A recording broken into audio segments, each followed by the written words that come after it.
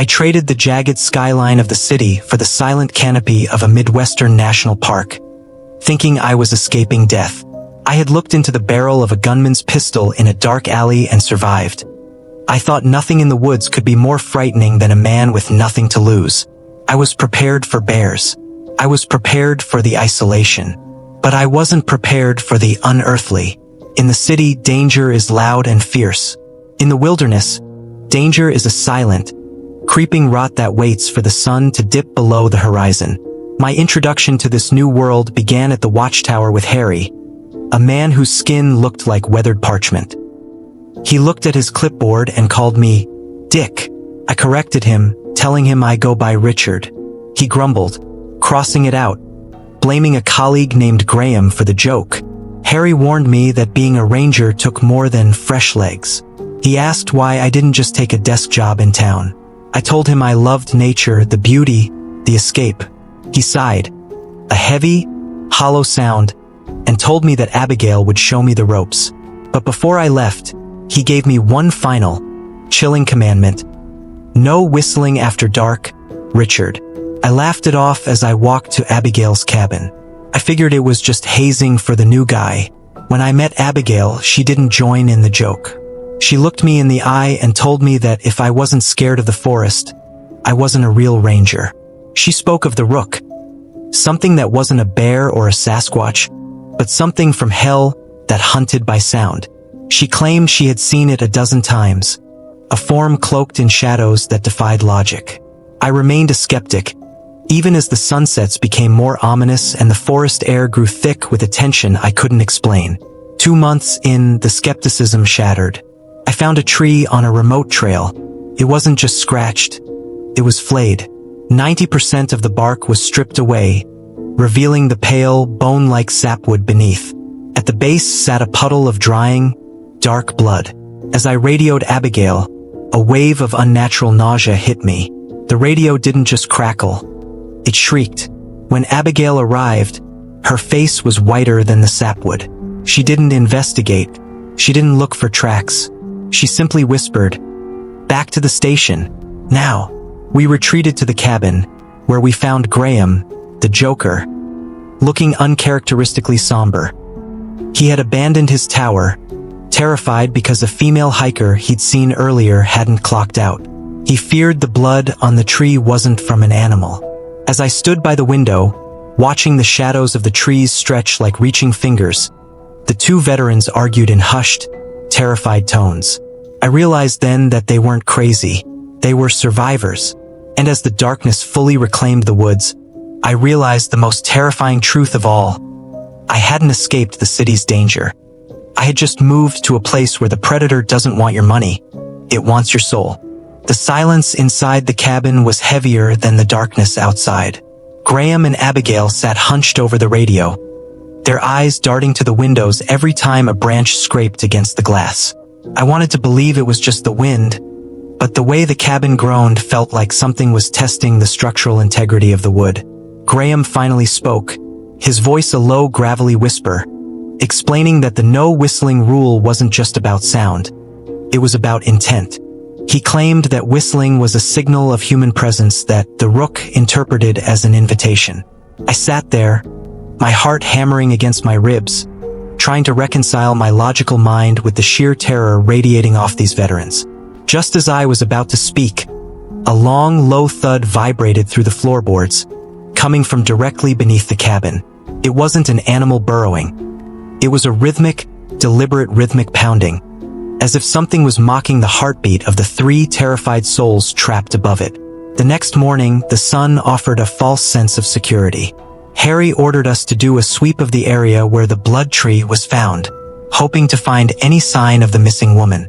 As we hiked deeper into the Blackwood crevice, the atmosphere changed. The birds stopped singing, and even the insects went silent. We found a discarded backpack snagged on a thorn bush, but it wasn't torn. It was neatly opened, its contents arranged in a perfect circle on the forest floor. Photos of the woman's family, her water bottle, and a small map were laid out with surgical precision. Abigail pointed to the center of the circle, where a single human tooth sat glistening in the morning light. There were no footprints leading away from the site, only a set of deep, heavy indentations in the mud that looked like a bear's paw, but with elongated, finger-like extensions that no grizzly should possess. By the fourth night, the psychological toll began to show. I was assigned to the watchtower alone for the first time. The wind began to howl through the metal struts of the tower, creating a high-pitched drone that sounded hauntingly like a human whistle. I remembered Harry's warning and tried to cover my ears, but the sound seemed to be coming from inside the room. I looked out the panoramic windows with my high-powered binoculars, scanning the treeline. That's when I saw it. About 300 yards away, standing perfectly still in a clearing illuminated by the moon, was a figure. It was too tall to be a man and too thin to be a bear.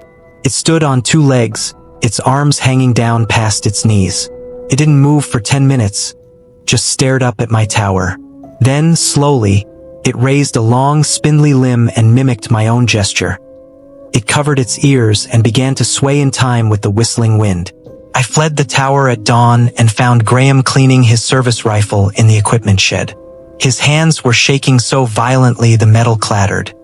He looked at me, his eyes bloodshot, and told me about the great disappearance of 1998. He confessed that he wasn't always a dick. He used to be a mentor to a young ranger named Sarah. One night, they were joking around, and Sarah, being headstrong and cynical like me, decided to prove the legends wrong. She stood on the edge of the ravine and whistled a loud, piercing tune. Graham said the forest didn't just go quiet. It went dead. Within seconds, something had lunged from the canopy, pulling her into the darkness so fast he didn't even hear her scream. He found her hat the next day, but nothing else. He told me the reason Harry kept him around wasn't because he was a good ranger, but because he was a living reminder of what happens when you treat the woods like a playground. The sixth part of my journey into madness happened near the old irrigation tunnels. Abigail and I were checking the perimeter when we heard a voice, clear as a bell, calling out for help. It sounded exactly like the missing hiker. "Please, I'm down here. I've broken my leg." The voice cried from the darkness of a drainage pipe. I started to move toward it, my hero instincts taking over, but Abigail grabbed my shoulder with a grip like iron. She shook her head, tears in her eyes, and whispered for me to listen closer. I focused on the voice. It was repeating the exact same sentence with the exact same inflection every 10 seconds. It wasn't a woman in pain. It was a recording, a biological playback.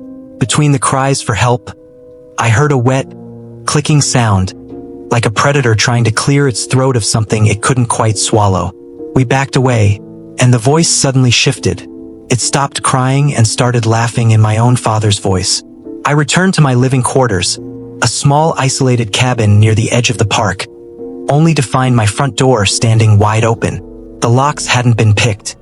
They had been melted, as if someone had applied intense heat or a corrosive acid to the metal. Inside, nothing was stolen, but everything was shifted exactly 3 inches to the left. My bed, my table, my stove, everything moved.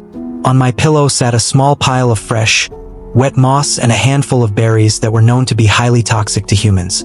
Felt like a gift, or perhaps a warning. As I lay there that night, clutching my flashlight, I heard the sound of something heavy dragging itself across my roof. It wasn't the light pitter-patter of a squirrel.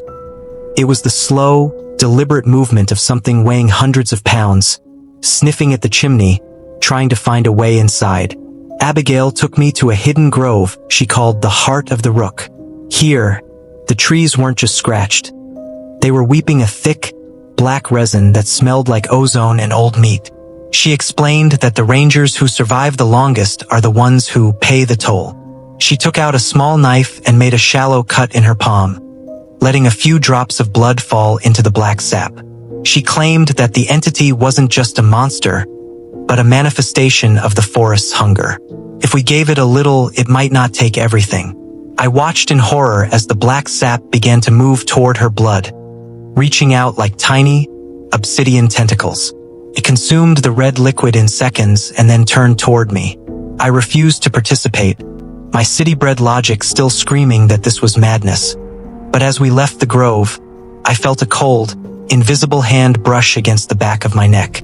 A rare celestial event occurred on my 9th week. A blood moon that turned the entire forest a deep, sickly crimson. Harry called an emergency lockdown, but the power in the station failed almost immediately. We were plunged into a red-tinted darkness. That's when the whistling started again, but this time it wasn't the wind. It was coming from hundreds of different directions at once. It was a symphony of whistles, some low and mournful, others high and screeching. We huddled in the center of the room as the windows began to crack under the pressure of external force. Something was leaning against the building, pushing with enough strength to tilt the entire cabin. Through the cracks in the shutters, I saw a flash of skin, pale, hairless, and translucent, stretched over a frame of jagged bone. It wasn't looking for food. It was looking for us. The front door of the station didn't break. It simply vanished, turned into splinters by a single blow.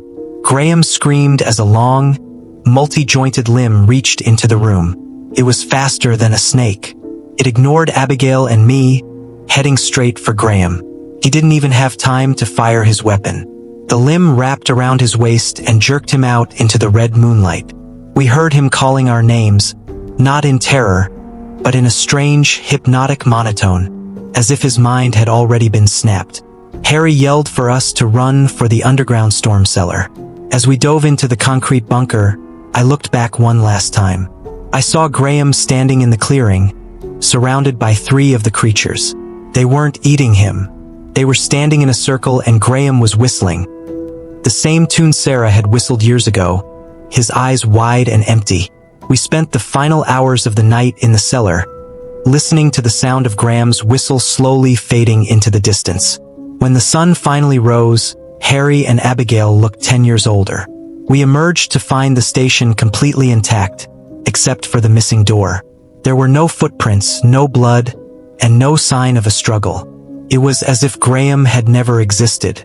Harry turned to me, his eyes dead and hollow, and handed me a new clipboard. He had already crossed out Graham's name and written mine at the top of the senior list. "You survived your first season, Richard," he said, his voice void of emotion. "That means you're one of us now. And the woods always remember their own." I realized then that I could never go back to the city. The danger there was loud, but the danger here was eternal. I picked up the clipboard, my fingers trembling, and for the first time, I felt the urge to pucker my lips and whistle.